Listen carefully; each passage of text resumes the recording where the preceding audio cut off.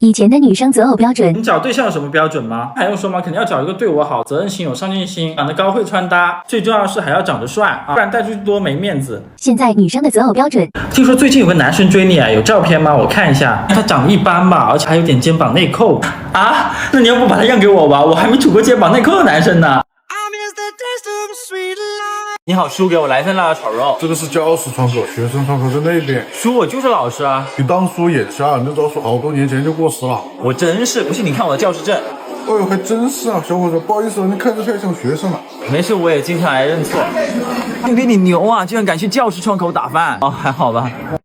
话说你咋不打饭啊？今天来晚了，学生窗口排队的人太多了，我打算去吃泡面。那你给我吧，我帮你打。哦，不用，顺手的事，等我2分钟。打好了，吃。哇塞，谢谢哥，你真的太牛了哟！这不狗剩吗？这么快就打好饭了？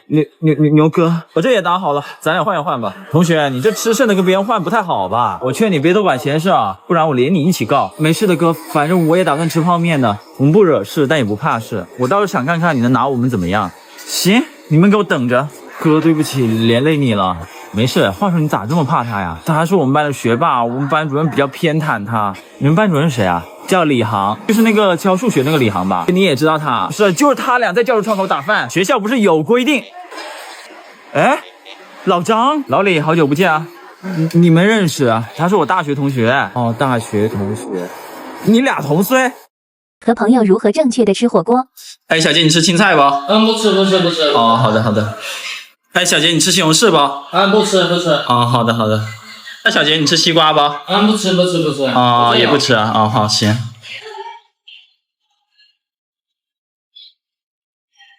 肉呢？啊，我不知道啊，我也没吃啊。这几年你音乐审美的变化，哎，你有没有听过这首歌？我跟你说，最近超火，随便拍个视频配上这个 BGM， 我跟你说必爆！我去，这首歌也太好听了吧，简直就是我的宝藏音乐！来，我必须给你推荐一下我心目中的年度 TOP 1音乐，真的巨好听。我感觉这首歌写的太好了，歌词写的完全就是我，这真的是我这几年听过最惊艳的了。有没有可能这几年你听的都是同一首歌啊？反派洗白前的战力，你们一起上吧，能在我手里撑1分钟的话，就算你们赢。反派洗白后的战力，我最近买了个水枪，一起玩吗？你们见过最高科技的手机是什么样的？鄙人有幸做出来过。那时候高中不允许带手机，但不怕死的二哥却新买了一台手机，于是就成为了我们经常借手机的对象。记得有一次午休的时候，我想上厕所，但是怕太无聊了，就找二哥借他的手机，打算边拉边玩。上厕所的时候，我正在看美食视频，看到臭豆腐的时候，因为腿蹲麻了，我赶紧按了暂停，想要结束战斗。结果手去伸手拿纸的时候，没拿稳手机，直接掉在了墙上。好家伙，我忍着恶臭把它捡了起来，反复擦拭之后，确保屏幕上没有一点痕迹，就还给了二哥。可能是因为在厕所待久了的原因，我并没有觉得手机有什么异味。但是当二哥打开手机看到臭豆腐的时候，当他把脑袋凑近屏幕的时候，突然闻到了一股奇怪的味道。他仔细嗅了嗅之后，用他聪明的脑瓜思考了一会儿，接着高兴的大叫了起来：好家伙，我这个手机这么智能啊，看视频还能模拟出味道出来！这一嗓子直接引起了周围小伙伴们的注意，他们纷纷跑过来使劲闻，就连隔壁班的人都跑过来问是怎么回事。本来想解释的我，看着他们贪婪的呼吸着，脸上流露出对高科技的肯定，我不禁露出了欣慰的笑容。假如父母也玩网络，爸，我在学校同学们都说我丑。确实，你要不丑的话，应该挺帅的。妈，我爸说你丑才生的我。什么？你怎么知道今晚上喝鸡汤？不是妈，我爸说。鸡汤来喽！妈，你到底有没有在听我说话？这喝汤多是一件美事。你要再这样子，我跟你断绝母子。啊！不咸不淡，味道真是好极了。妈，咱家的鸡不是刚吃完吗？你用啥做的呀？哦，你表弟前2天在校门口买的绿色小鸡不是死了吗？我今天直接丢了点浪费，我就拿来煲汤了。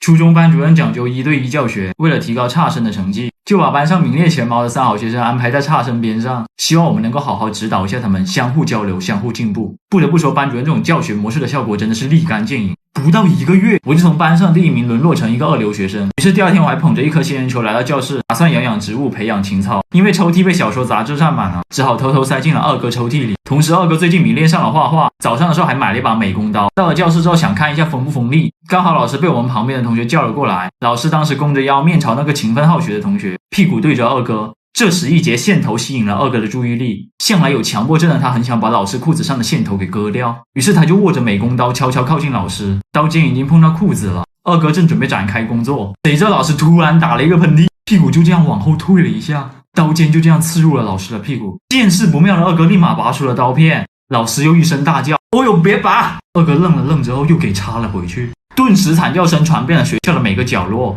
最后老师小心翼翼地扶着美工刀走出教室去了医务室，一时间全班哗然。二哥不知所措，过了一会儿之后知道这件事的班主任冲进了教室，狠狠地把二哥骂了一顿。为了防止二哥再次伤人，班主任就严厉地问他还没有带其他的管制刀具。二哥连忙说没有了，但班主任还是半信半疑地把手伸进了二哥的抽屉里，没想到这一伸直接抓在了我的仙人球上，顿时班主任的惨叫声如雷贯耳，老师吓飞了学校的鸡，班主任吓跑了学校的狗，他俩一唱一和，把学校搞得鸡飞狗跳。当时班主任手伸出来的时候，手上还有10几根刺，看着我精挑细选的仙人球被班主任如此侮辱，我顿时一阵心疼。二哥看到后还想解释，结果直接就被班主任拖了出去。剩下的1周，二哥都是站着上课的。事后二哥发誓一定要查出谁把仙人球放到他抽屉里的，结果怎么都查不出来，这不废话吗？我在旁边一直干扰，他能查出来就有鬼了。你们有见过一次性烧烤炉吗？前几天我就刷到了这么个玩意儿，据说是免洗无油烟，还可以在家里用。现在连烧烤炉都有一次性了吗？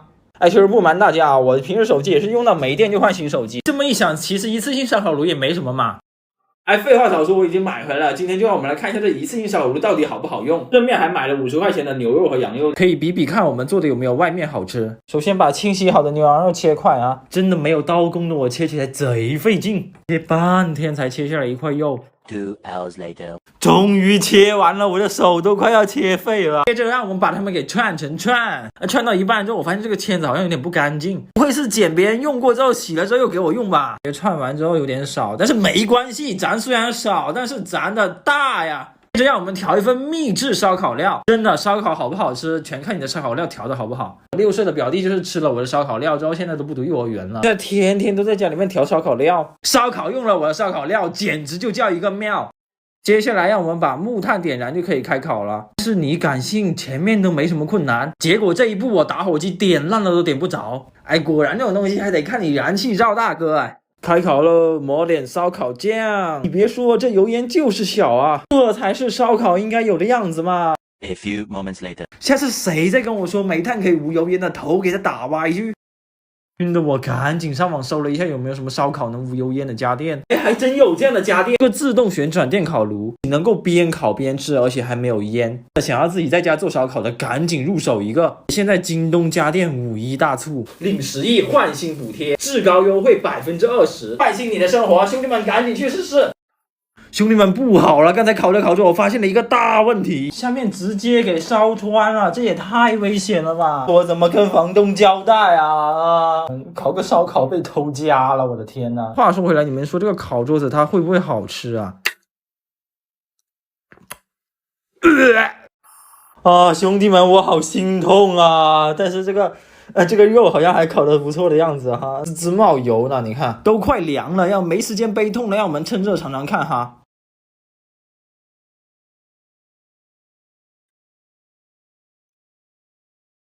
哇，真的巨好吃，我绝了，牛肉特别嫩，然后配上这个烧烤料啊，香的要死，哇，顿时感觉没有那么心疼啊。